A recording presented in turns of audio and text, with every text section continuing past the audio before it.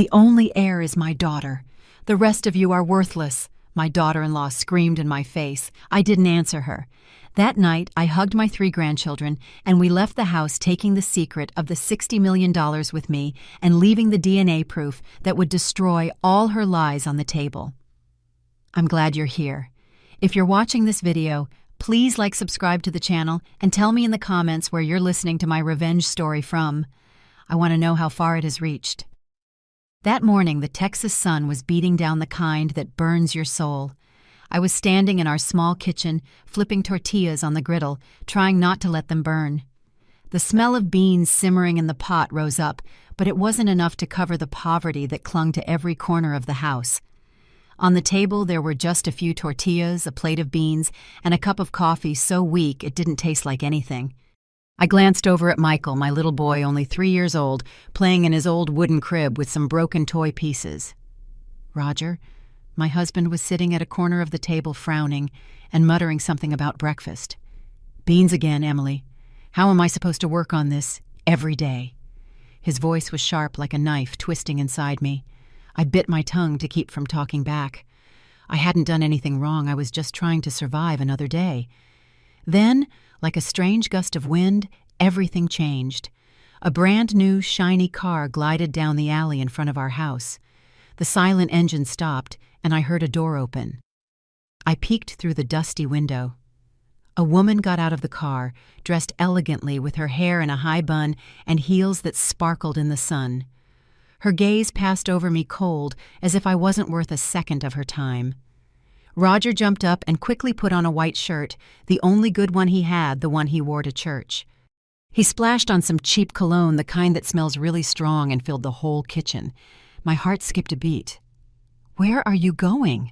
I asked, my voice trembling, though I tried to sound calm. Roger didn't even look at me. He just answered dryly, "To a meeting." He went out and opened the car door for that woman with a gesture so delicate, as if she were a treasure. She smiled and handed him a thick, bulging envelope.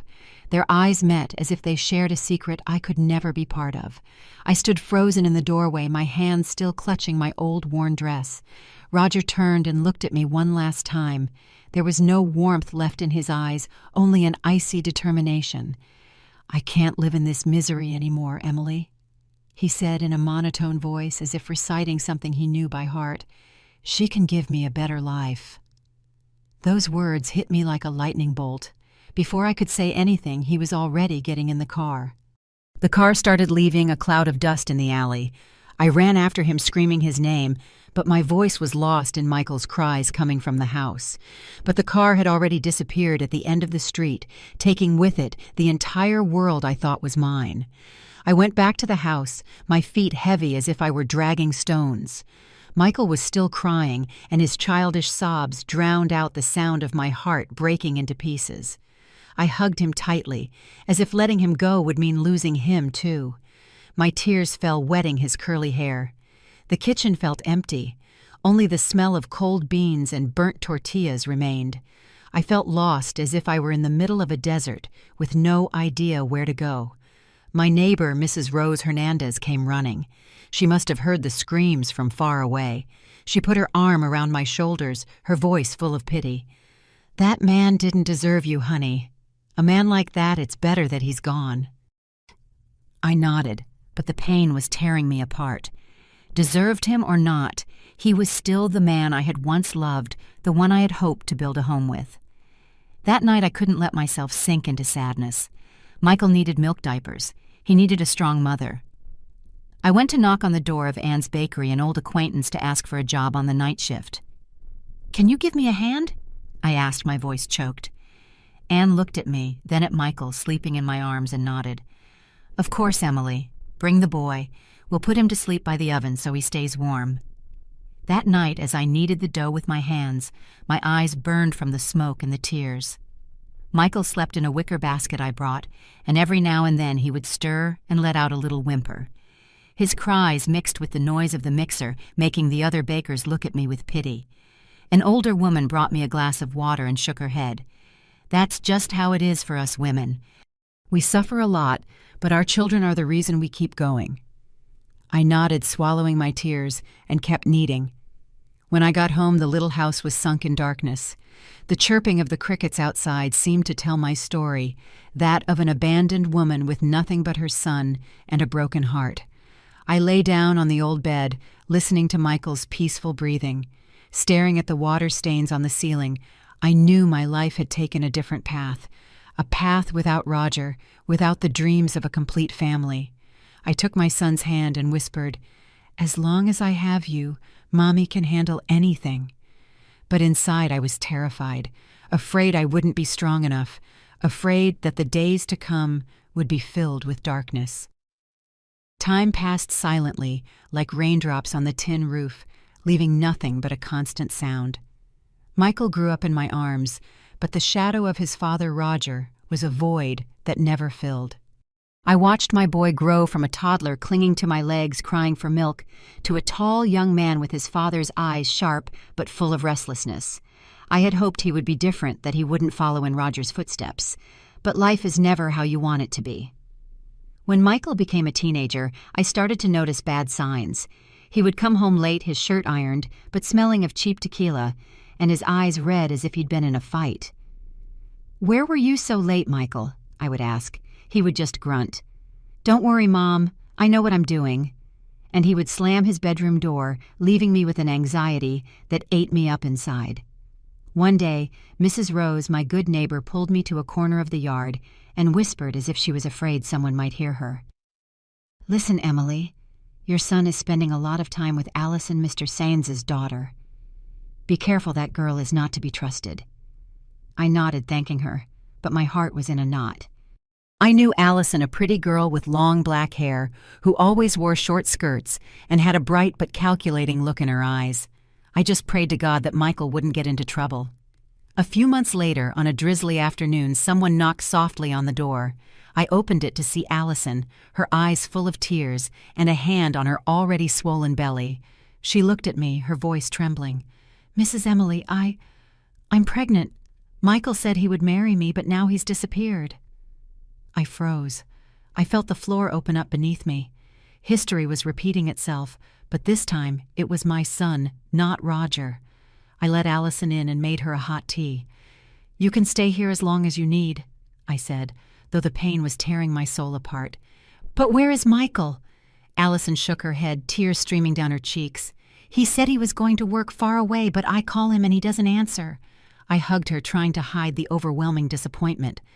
That night, Allison slept curled up on the old armchair, and I stayed by the stove watching the fire, wondering what I had done wrong for my son to become a man like that.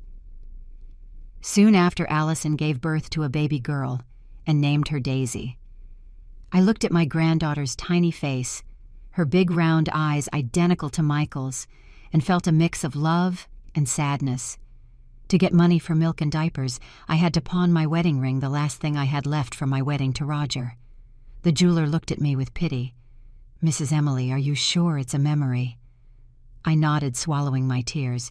"My granddaughter needs it more." With the little money they gave me, I bought what Daisy needed, but every time I looked at my empty hands, I felt a hole in my chest. Less than a year later, trouble knocked on my door again. Another girl, Marisol, came looking for me. She worked as a waitress in a bar near the market. She had bleached blonde hair and a voice hoarse from smoking. "You're Michael's mom, right?" she asked, with one hand on her barely noticeable belly. I nodded, no longer surprised. Marisol told me, full of anger.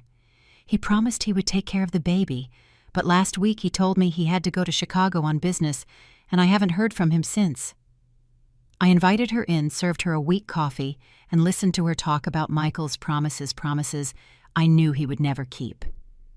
When Marisol gave birth to Mark, I brought him home. The little house now felt tighter with Daisy and Mark sharing an old mattress. I gave my bed to the children and started sleeping in a hammock strung up in a corner. Every night the cold air seeped through the cracks in the wall. I covered myself with a thin blanket, but there was nothing that could warm the cold I felt in my soul. Not even 2 years had passed when another girl showed up. Teresa, a young student, stood at my door, her hands trembling over her pregnant belly. "Are you Michael's mom?" she asked in a voice so faint it sounded like she was about to cry. I just nodded and offered her a chair. Teresa told me, her eyes red, He told me he loved me, that he would take me to Chicago to start over, but now I can't find him anywhere. I listened with a dead heart. Once again, my son was leaving a fatherless child behind. When Teresa gave birth to Kevin, I brought him home even though we were already out of space. My 3 grandchildren, Daisy, Mark, and Kevin, slept huddled together on the torn mattress, while I remained in the hammock, listening to them cough in the night. Mrs. Rose brought me some old blankets and baby clothes she got from the church. "Oh, Emily, you suffer so much," she said with teary eyes, "but God will help you." I forced a smile, but inside I no longer believed in miracles. To support my 3 grandchildren, I had to get 2 jobs. During the day, I pushed my tamale cart through the town market, shouting until my voice was hoarse. "Tamales, hot tamales, get your tamales!" The smell of dough and meat wafted from the cart, but I didn't dare eat one myself. I saved the leftovers for the children. At night, I cleaned a small hotel near downtown. It was hard work mopping floors and washing sheets until my hands swelled up. One day I saw myself in the hotel bathroom mirror and noticed I already had gray hairs, my eyes sunken. "Emily, when did you get old?" I asked myself. But then I would think of my 3 grandchildren at home and grit my teeth to keep going. One morning, Daisy got very sick with a fever that burned her body. I carried her and ran to the public health clinic at 5 in the morning, waiting in line with a crowd of people. The nurse shook her head. "She needs a special medicine. Here we only have something to lower the fever." I panicked. I ran to the pharmacy near the market and asked them to give me the medicine on credit. The pharmacist looked at me and sighed. "Mrs. Emily, you already owe me a lot. I'll let you have it this time, but next time will be difficult." I nodded, thanking him 1,000 times, and hugged the medicine bottle as if it were a treasure. When I got home, I gave Daisy the medicine and stayed up all night watching over her, stroking her forehead and praying, "Please, God, don't take my little girl." That night, just as I got Mark and Kevin to sleep, a car stopped in the alley. Michael walked in wearing an ironed shirt and his hair styled with gel, a far cry from the careless boy he used to be. The new car gleamed under the moonlight. He looked at me and gave a half smile. "Mom, are the kids okay?" Before I could answer, he took out his wallet, put a few bills in my hand, and said, "I'm very busy. Here, take this to help with them." I looked at the money. It wasn't even enough for a week's worth of milk, and I felt a lump in my throat. "Michael, you can't keep abandoning your children like this," I said, my voice trembling. He just shrugged. "Mom, I'm trying to get ahead. I'll take care of everyone later." With that, he turned, got into his car, and disappeared into the night. I stood there clutching the bills in my hand, tears streaming down my face. My 3 innocent grandchildren slept inside, and I was carrying the weight of an entire generation. One morning, as I was arranging the tamales in my cart, old Mrs. Lupe, who sells vegetables next to me, pulled my arm and whispered, as if afraid someone would hear, "Hey, Emily, your son is a big shot now. He was on TV on the local news." I froze. The hand holding a hot tamale began to shake. "On TV, Michael?" I asked, unable to hide my surprise. Mrs. Lupe nodded and pointed to a nearby little store where a small television was on. Another vendor, Mr. John, joined the conversation. "They say he invested in some land in Chicago and hit the jackpot. Now he's rolling in money." I just stood there with a mix of pride and pain. Pride because my son, who grew up in poverty, was now being mentioned on television, but pain because I knew he no longer remembered his mother or his children. That afternoon, I borrowed a gossip magazine from Mrs. Rose. On the front page was a photo of Michael in an elegant black suit standing next to a gleaming Audi. His smile was huge, but his eyes looked cold. They no longer resembled the eyes of the little boy who once hugged me crying for milk. The headline read in large letters, "Young local entrepreneur hits the jackpot in real estate." I read it and felt like I was suffocating. It was true he had gotten ahead, but at what cost? The cost was me, Daisy, Mark, and Kevin, the ones left behind in the leaky little house. The next day, while mopping the hotel floor, I heard the familiar sound of a car stopping in the alley.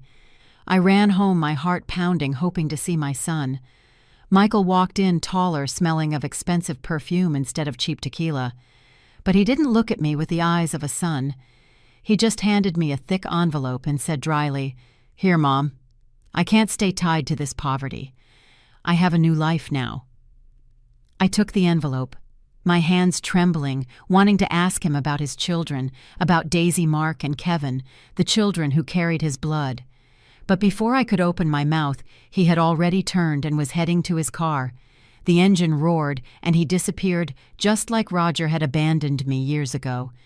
I opened the envelope. There were only a few bills. It wasn't even enough to support the children for a month. I felt my heart clench. "Michael, my son, why did you become like this?" I whispered, as tears fell onto the dirt floor. A few weeks later, a wedding invitation arrived on shiny paper with gold letters. Michael was marrying Isabella Torres, the daughter of a construction tycoon from Chicago. The wedding would be at a luxury hotel downtown, a place people like me could only dream of. I held the invitation, read it over and over, but I didn't see my name or my grandchildren's on the guest list. Mrs. Rose told me, her voice filled with awe. "Emily, did you see the wedding in the paper? Isabella wore a very long white dress. There were crystal chandeliers sparkling everywhere, and reporters were crowding around to take pictures. It was a huge event." I nodded, but I felt a sharp pain in my chest. My son, whom I raised with my sweat and tears, was now entering a strange world, a world where there was no place for his mother or his children. From the day of the wedding, Michael stopped calling. I tried to call him, but his number was always out of service. One time I gathered my courage and took a bus to Chicago to look for the real estate office where Michael worked. The building was massive with gleaming glass windows. It was nothing like I had ever seen back home. The receptionist, a cold young woman, looked me up and down and said, "Mr. Rodriguez doesn't take family matters here."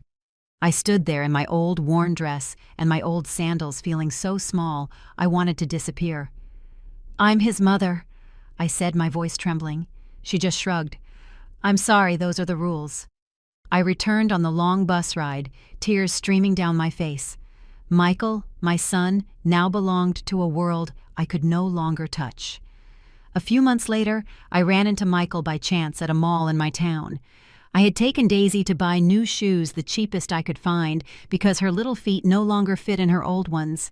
In the distance, I saw Michael, still impeccable in his suit, next to a young, arrogant-looking woman with blonde hair and expensive clothes. She was holding a boy of about 3 with a fair face and curly brown hair. I approached, my heart pounding. "Michael!" I called out, my voice choked. He turned around with a surprised expression. "Mom!" he said, and awkwardly put his hand on my shoulder for a second. "This is Isabella, my wife, and this is Simon, my son." Isabella looked me over from my worn dress to my old sandals and whispered to Michael, "Let's go, darling." I stood there in the middle of the bustle and could only nod, though I felt a lump in my throat. Daisy tugged on my hand and asked in a low voice, "Grandma, is that my daddy?" I swallowed my tears and forced a smile. "Yes, sweetie, but your daddy is very busy." From that day on, every time I called Michael, Isabella's voice answered on the other end, cold and sharp. "Stop bothering my husband. He has a real family now." Those words were like a stab straight to the heart. A real family. Then what were Daisy, Mark, and Kevin, the children who carried Michael's blood? I would sit in my little house, hugging my 3 grandchildren, listening to them ask, "Grandma, where is our dad?" I would just stroke their hair and lie to them. "Your dad is very busy working, but he loves you very much." But every time I said it, I felt like I was betraying myself. The tears would escape, but I wiped them away quickly. I didn't want the children to see their grandmother cry. One afternoon during a torrential downpour, I was in the small kitchen washing dishes. The cold water chilled my bones and made me shiver. My 3 grandchildren, Daisy, Mark, and Kevin, were playing in a corner of the house, and their innocent laughter was the only thing keeping me from sinking into loneliness.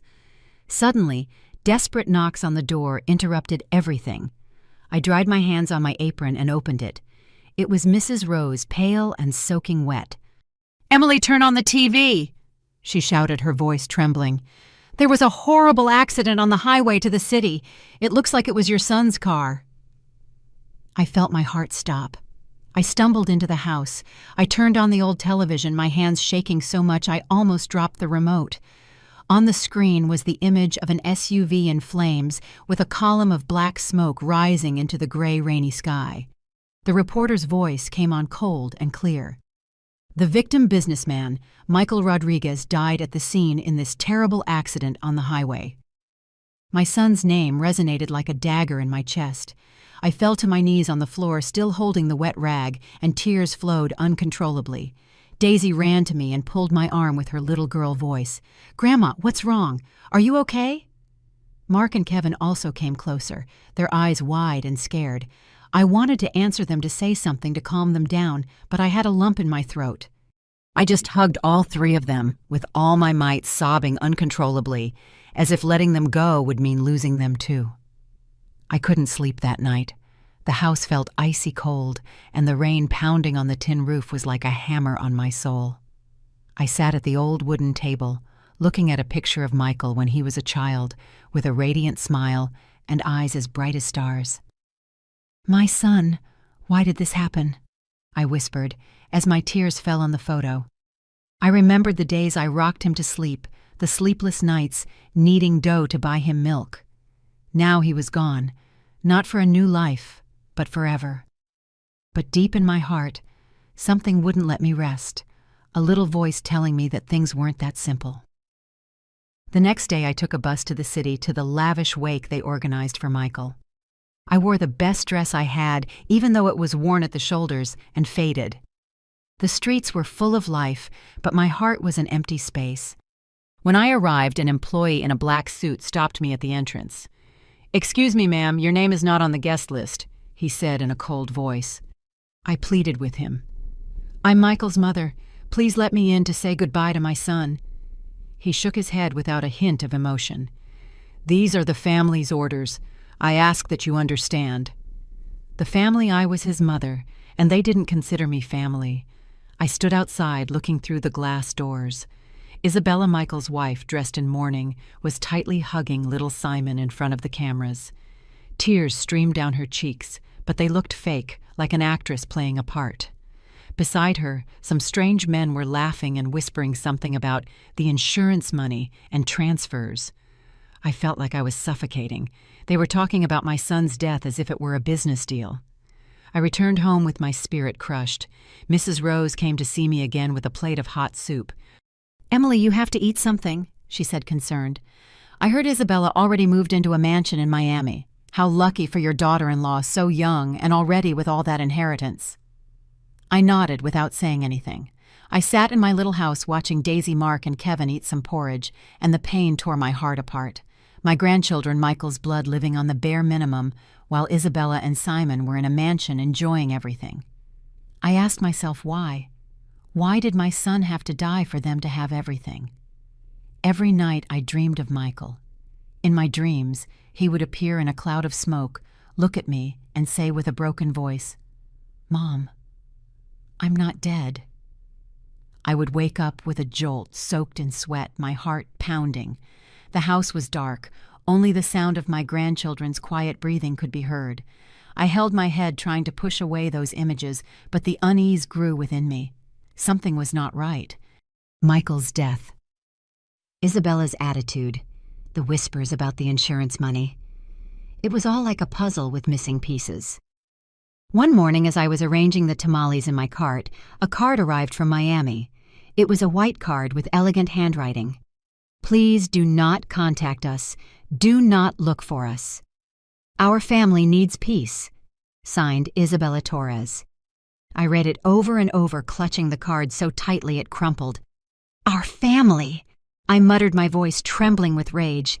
"And what about my grandchildren, Daisy, Mark, Kevin? Aren't they her family?" I balled up the card and threw it in a corner. I felt a fire inside me. Isabella hadn't just taken Michael from me. Now she was trying to erase us completely from her life. After Michael's funeral, my life felt like it was covered in a fog. Every day I kept pushing my tamale cart to the market. I kept cleaning the hotel at night, but my soul had no strength left.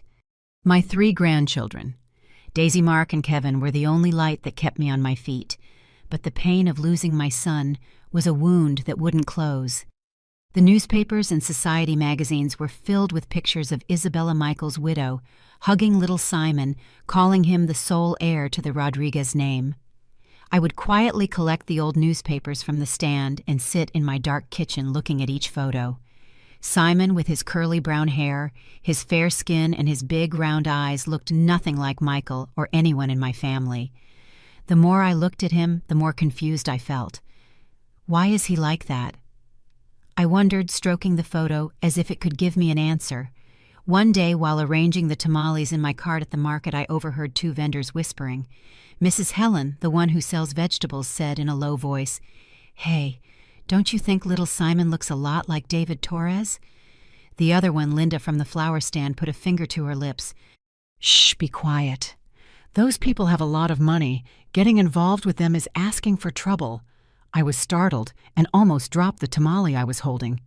David Torres. I had heard that name before from Mrs. Rose, that he was a man who visited Michael's real estate office a lot.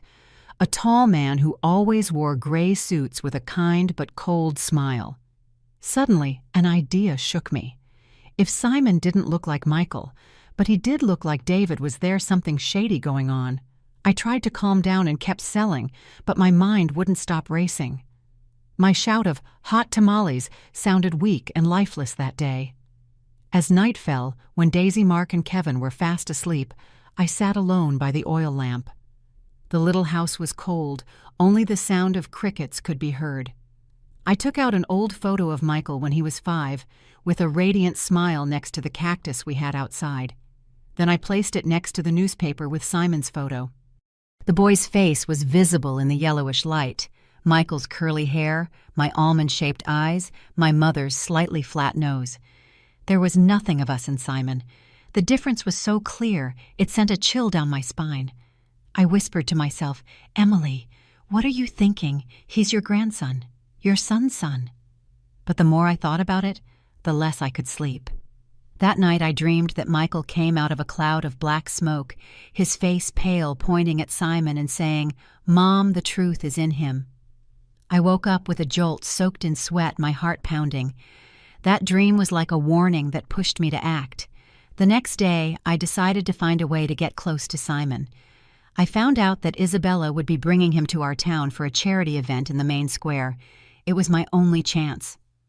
I put on my cleanest dress and old straw hat to cover my face and hid in a corner near the square.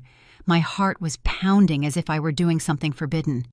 In the distance, I saw Isabella dressed luxuriously, holding Simon's hand as they got out of an elegant car. The boy was wearing a little white shirt. His curly hair moved in the wind, and he was entertained by a red balloon. I stood there mixed in with the crowd, keeping my eyes on him. "I just need one clue," I told myself, clutching the shawl I had in my bag. When the reporters surrounded Isabella, Simon wandered off a bit, his balloon floating. I got closer, pretending to pick up a coin from the ground. Just as the boy turned, I saw a hair caught on his little jacket. With trembling hands, I picked it up. I felt that in taking that tiny hair, I was holding the entire truth about my son's life. My heart was beating so fast I thought everyone around me could hear it.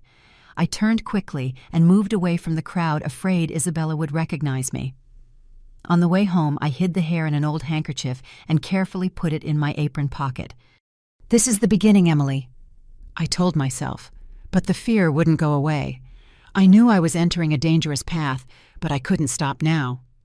I stood in front of the door of a private clinic on the outskirts of town, my hand clutching the old handkerchief that held Simon's hair.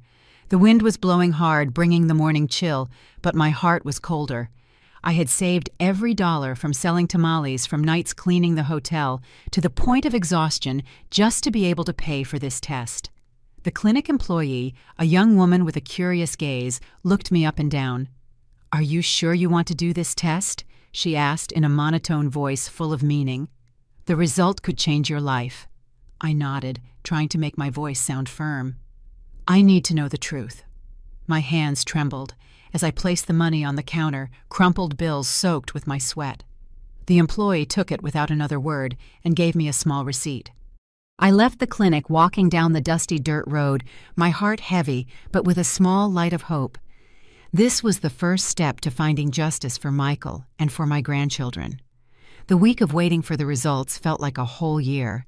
Every day I woke up early to make breakfast for Daisy, Mark, and Kevin, almost always tortillas with beans, because there wasn't enough money for more.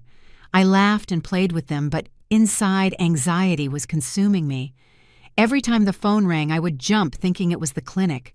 But it was almost always Mrs. Rose, asking how I was, or the hotel owner reminding me to be on time. At night, when the children were asleep, I would sit by the oil lamp looking at the old photo of Michael. "Son, am I doing the right thing?" I whispered, as tears rolled down my cheeks. I was afraid the result would destroy everything, but I was also afraid of living with the doubt forever. Finally, on a drizzly morning, I got the call from the clinic. "Mrs. Emily, the results are ready. You can come pick them up," the employee's voice said. I quickly put on my shawl, my old straw hat, and ran to the bus stop. On the way, I tried not to think. I just prayed, "Dear God, give me strength." When I got to the clinic, the employee handed me a sealed envelope with a look of compassion. I took the envelope, my hands shaking so much I almost dropped it. I didn't dare open it right there. I just carefully put it in my apron pocket close to my heart, as if it were a part of Michael. When I got home, I waited for the children to fall asleep to open the envelope. Under the flickering light of the oil lamp, I broke the seal and my eyes fixed on the paper. A line in bold hit me like a slap. No biological kinship exists between Simon Torres and the Rodriguez family. I felt my strength leave me and I almost dropped the paper. The truth was as cold as a knife in my heart. Simon was not Michael's son. I sat in silence, my head in my hands, trying to process what I had just read. All the times Isabella had shown off Michael's only son came to my mind. All the times she had pushed me and my grandchildren aside, calling us people who have nothing to do with us. Now everything made sense, but it hurt more than I had imagined. I went out to the yard. The sky was falling apart. People were running to take cover from the rain, but I let the water soak my face. The rain mixed with my tears, cold, icy, but I felt a strange relief. I finally had the proof in my hands. Simon was not my son's blood. But then a new wave of questions flooded my mind. If Simon wasn't Michael's son, who was his real father? And why had Isabella put on this whole show? Michael's death. Could it have something to do with this secret? That night, I spread the DNA result on the old wooden table, looking at it as if it were the last piece of a puzzle. Daisy woke up and walked towards me, rubbing her eyes. "Grandma, what's that paper?" I quickly folded the sheet and forced a smile. "It's nothing, sweetie. Grandma is just looking for the truth." She nodded, yawned, and went back to bed. But I knew this truth was not simple. It was the beginning of a path full of dangers. I hugged Daisy, feeling her warmth, but my heart was frozen. I thought about Michael, the accident, the whispers about the insurance money at the wake. Everything was starting to connect, but I wasn't sure yet. I only knew one thing. If Simon was not Michael's son, then my son's death might not have been an accident. The DNA result was like a small fire burning inside me, illuminating the truth, but also filling me with fear. Simon was not Michael's son, that was clear. But the bigger, sharper question stabbed my heart every night. Why? Why did Isabella have to lie? And was my son's death really an accident? I knew I couldn't stop, even if the road ahead was dark and dangerous. I had to find the truth. Not just for Michael, but for Daisy, Mark, and Kevin, my grandchildren waiting for me back home. I decided to follow Isabella in secret. One cold, rainy night, I took a bus from my small town to Miami. I carried an old wicker basket with candies and handkerchiefs to pretend I was a street vendor. I put on my worn straw hat pulled down low to cover my face and told myself, "Emily, you have to be very careful." The bus swayed on the long journey, and the sound of the tires reminded me that I was entering a world that was not mine, a world of money and power. When the bus arrived at the Miami terminal, it was already daytime. The bright ocean sun made me squint. I took a deep breath, trying to calm myself, and began my plan. I found Isabella's white mansion on a tree-lined street so luxurious it took my breath away. Huge houses with high gates, elegant cars coming and going, and the sound of party laughter escaping. I hid in a corner pretending to sell my candies and handkerchiefs on the sidewalk without taking my eyes off the mansion's gate. I spent several days sitting there writing everything down in a small notebook, who came in and out at what time in what car. I noticed that a man appeared frequently driving a black SUV, tall, always in a gray suit. One day I struck up a conversation with a neighbor, an old woman who sold coconuts nearby. "Excuse me, ma'am, who is the gentleman who comes to the White House so often?" I asked, feigning curiosity. The old woman looked around and whispered, "That's David Torres. He's been here a lot lately. They say he was very close to Isabella even before she married the late Michael." I felt my heart stop. David Torres. That name again, like another piece of the puzzle. One night, I sat at a cafe with sidewalk tables right across from the mansion, pretending to read an old newspaper. Through the large window, I saw David come out onto the balcony. Isabella took his arm, laughing and talking as if they were a real married couple. She wore a white silk dress, her hair pulled back, and her eyes sparkled in the light. I felt like I was suffocating. That image was so different from the Isabella I knew, the woman who had called me a nuisance and who had despised my grandchildren. I quickly wrote in my notebook, "David and Isabella, very close balcony, 8 p.m. My hands were shaking, but I knew I was getting closer to the truth. To keep a closer watch, I rented a cheap little room a few streets away from the mansion.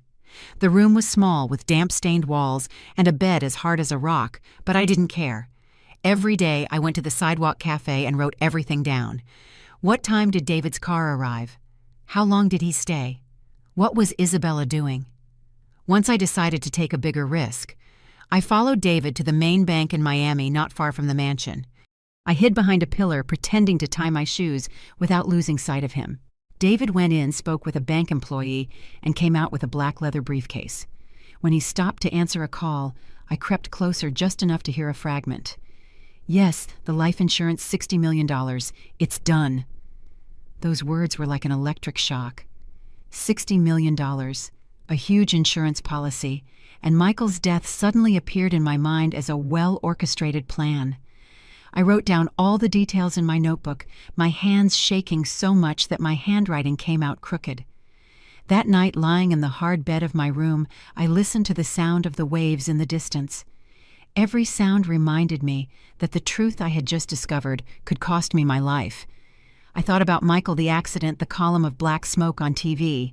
If my son's death was a murder for money, then I was up against ruthless people.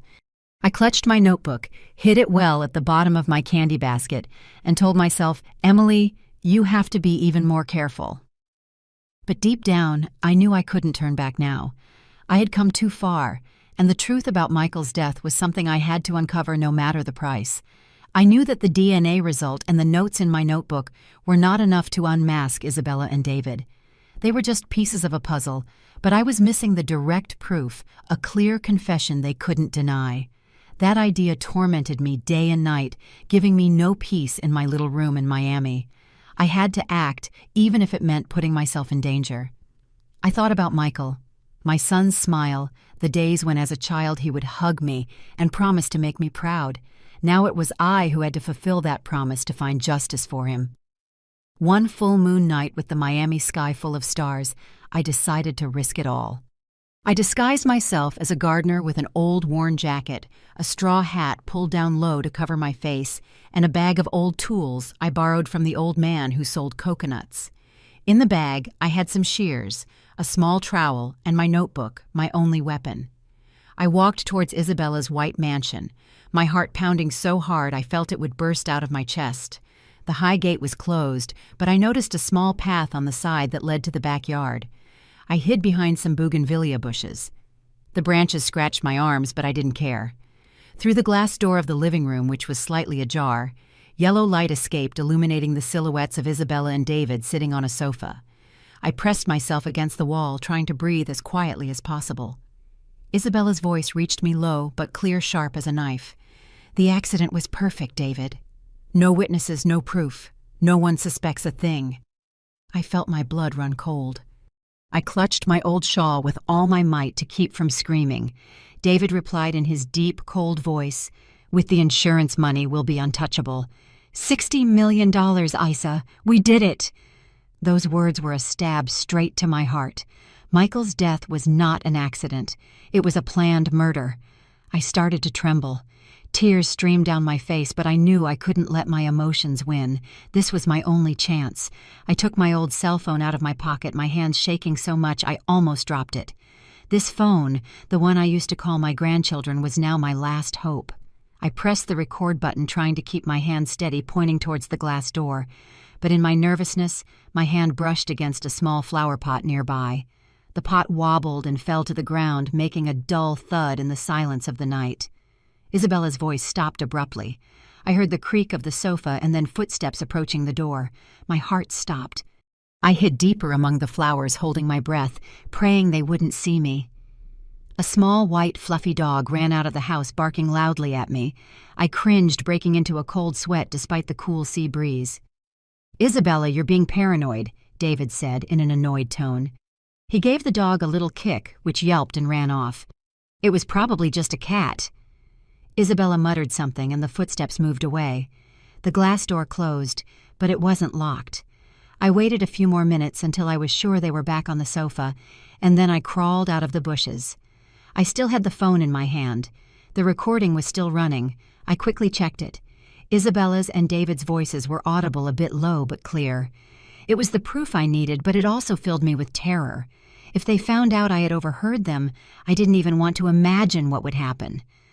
I left the mansion in the darkness, walking quickly but silently. The way back to my room felt long and lonely. Only the sound of the Miami waves crashing on the shore reminded me that there was no turning back. I walked along the beach, the moon reflecting on the water, but my heart found no peace. The recording on my phone was like a bomb ready to destroy everything, but it could also blow up in my hands. I clutched the phone, put it in my pocket close to my heart, and told myself, "Emily, you have to do this. For Michael." The recording on my old cell phone was like a ticking time bomb, keeping me in a constant state of anxiety. I clutched it every night, afraid that if I let it go, the truth about Michael's death would vanish. After days of hesitation, I decided to take it to the Miami Police Department, hoping that justice would be on my side. I entered the station, my worn sandals squeaking on the cold stone floor, hugging the phone as if it were a treasure. Detective Guillermo Vargas, a middle-aged man with a piercing gaze, received me in a small office filled with papers. I told him everything from the DNA result to what I had overheard outside the mansion. When I played the recording, Isabella's and David's voices sounded faint but clear. Vargas listened, nodding, but his expression didn't reflect the hope I was expecting. "Mrs. Emily, this evidence is very weak," he said in a grave voice. "They will say you imagined it, or worse, they will sue you for invasion of privacy. Without a living witness or official documents, it's very difficult for us to proceed." I froze. I felt the floor open up beneath me. "But it's the truth," I said with a lump in my throat on the verge of tears. Vargas sighed. "I understand, Mrs. Emily. But with people like the Torres family, the truth is not easily accepted." I left the police station with heavy feet, feeling like I was sinking into despair. Justice, it seemed, was much further away than I thought. That night, I returned to my cheap little room in Miami, where the smell of dampness mixed with the sound of the waves. I sat on the hard bed and cried uncontrollably. So many days risking myself, so many sleepless nights, only to be told the evidence is weak by the detective. I thought of Daisy, Mark, and Kevin, my grandchildren waiting for me back home. What did I do wrong? I asked myself as tears soaked my hands. I wanted to give up, to go back to my kids and forget everything. But then the image of Michael appeared in my mind, the little boy who would hug me and promise to make me proud. "Forgive me, son," I whispered, my voice lost in the darkness. Suddenly, someone knocked on the door. 3 short knocks, 2 long ones. I jumped. My heart was pounding. "Who is it?" I asked in a trembling voice, clutching the cell phone. No one answered. I thought of Isabella, of David, of the suspicious glances I had noticed on the street. Did they already know I was investigating them? Had they sent someone to silence me? I stood up, my legs shaking, and approached the door, grabbing an old wooden chair as a weapon. When the door opened a little, I was breathless. It was Michael, in the flesh thinner, with a grown-out beard, wearing an old worn jacket. His reddened eyes looked at me full of pain and regret. I burst into tears and ran to hug him, my tears soaking his clothes. "My son, are you really alive?" I said between sobs, my voice broken. Michael hugged me back. His body was trembling. "Mom, forgive me. I didn't die. I couldn't let you and the children be in danger." We sat on the floor of the small room, the flickering light of the oil lamp illuminating Michael's face. He told me everything in a low, tired voice. The day of the accident, while I was driving on the highway, I noticed something strange. A weird wire under the seat. I pulled over, checked, and heard a ticking sound. Michael set his gaze distant. "I barely managed to jump out of the car seconds before it exploded. I knew it wasn't an accident. I knew Isabella and David were behind it. So I had to fake my death to look for proof." I listened with a shattered heart. My son, the boy I raised, had almost lost his life to the greed of others. "Why didn't you tell me anything?" I asked as the tears continued to flow. Michael took my hand. His voice broke. "I was afraid that if you knew, you would go after them and they would hurt you. I had to protect you and my children." Michael told me he had hidden for months in the hills, thanks to an old friend David who gave him shelter. He survived by doing heavy labor cutting wood, working in the fields, so no one would suspect. During that time, he secretly gathered evidence, a copy of the life insurance policy's secret messages between David and a stranger, and most importantly, a video of a mechanic they hired to plant the bomb. "He regretted it, Mom," Michael said, handing me a small USB drive. "He recorded a video confessing everything because he was afraid they would involve him. Mom, this is everything I have. We have to take it to Detective Vargas now." I clutched the USB drive. It felt as heavy as the entire world. My tears fell a mixture of happiness for having my son alive and pain for everything he had to endure. That morning, Michael and I walked into the Miami Police Department, our hearts heavy but full of determination. The small USB drive in my hand seemed to hold our family's destiny. Detective Guillermo Vargas was waiting for us in his small office, the smell of old coffee and damp papers hanging in the air. I gave him the USB, my hand trembling while Michael stood beside me, his gaze firm. When Vargas watched the video, a blurry but clear recording of the mechanic's confession about how he planted the bomb in Michael's car, he frowned, slammed his fist on the table, and said in a decisive voice, "Your son is the living witness. This time we have enough evidence to request an arrest warrant." I looked at Michael. My eyes filled with tears. My son, whom I thought I had lost forever, was here being the key to uncovering the truth. "Thank you, Detective," I said, my voice choked with emotion. Vargas nodded. "Mrs. Emily, this time justice will be on your side. But be careful, the Torres family is not easy to deal with." That night, Michael and I returned to the hotel room, waiting anxiously. As night fell, police sirens echoed through the street, and blue and red lights flashed outside. I peeked through the curtain and saw the police surrounding Isabella's white mansion. They brought her out in handcuffs, screaming desperately. "You're mistaken, I didn't do anything." David struggled to break free, but was subdued at the entrance. The sound of the handcuffs clicking shut mixed with the sound of the Miami waves like the final music to their crime. The next morning, the newspapers exploded with the news. "Businessman Michael Rodriguez is alive. Insurance murder plot uncovered." I read the headline with a mix of relief and pain. Justice had been served, but the price was years of living with the pain of having lost my son. After those chaotic days, Michael and I returned to our small town. The little house was now filled with laughter. Daisy, Mark, and Kevin wouldn't leave their father's side. "Dad, where were you for so long?" Daisy asked with bright eyes. Michael hugged her, his voice soft. "I'm sorry, sweetie. From now on, I'm not going anywhere."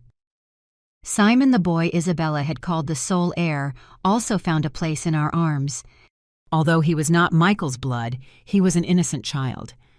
I stroked his hair and said, "Will you stay here with your grandma?" The boy nodded, and his radiant smile warmed my heart. One day, Michael took us all to a charity event at the Children's Hospital. I pushed my tamale cart and gave them away to families in need. There, Michael happened to meet Sarah Jimenez, a pediatric nurse with a smile as warm as the sun. At first, they just spoke politely, asking about the sick children. But when Sarah knelt to wipe a milk stain off Kevin's shirt or hugged Simon to comfort him because he was afraid of needles, I saw how Michael's eyes lit up, a light I hadn't seen since he was a boy. "Mom, Sarah is very special," Michael confessed to me one night as we sat in the yard. "I never thought I could love someone again after all my mistakes. But when I'm with her, I want to be a better man."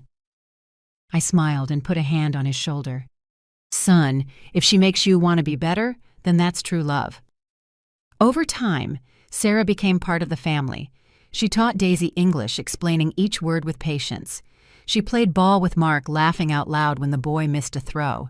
She taught Kevin how to draw, helping him color his pictures, and she read stories to Simon every night with a voice so soft it lulled him to sleep. I looked at Sarah, grateful for bringing the warmth my family had lacked for so long. "Mrs. Emily, I love being here," Sarah told me once as we kneaded dough for tamales together. "Your family is very special." I took her hand, my voice choked. "No, Sarah, it's you who makes our family more special."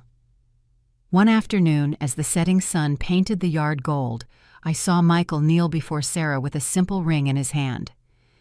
"Sarah, will you build a real family with me?" he asked, his voice trembling. Daisy, Mark, Kevin, and Simon were all around, shouting with excitement. Sarah nodded, her eyes full of tears. "Yes, Michael, I will." I stood there hugging Daisy with tears streaming down my cheeks. After so much suffering, my son had finally found happiness. The wedding was simple but full of joy in a small local church. I sat in the front row, clapping to the rhythm of the music, watching Michael in a simple suit and Sarah in a pure white wedding dress. Daisy was the flower girl, walking a bit clumsily but radiant. Mark carried the rings with great seriousness, though he couldn't stop smiling. Kevin threw paper flower petals, filling the church with joy. Simon ran everywhere with a laugh so contagious that everyone laughed with him. When the pastor gave the blessing, I felt my heart finally heal.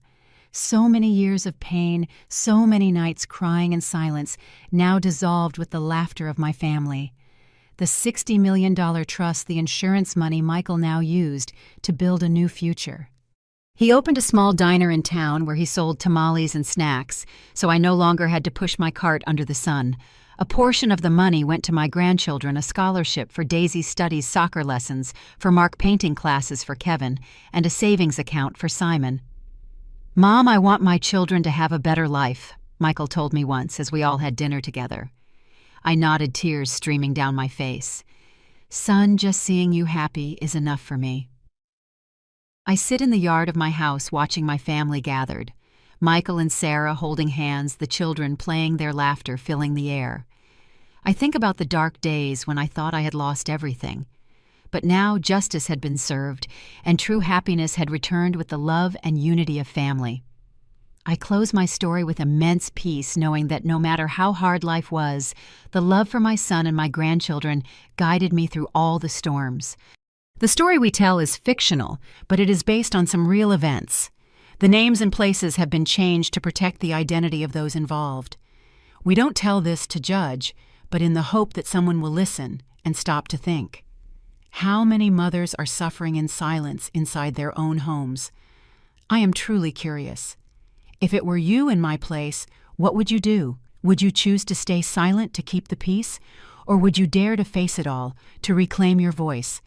I want to know what you think, because every story is a candle that can light someone else's path. God always blesses, and I firmly believe that courage leads us to better days.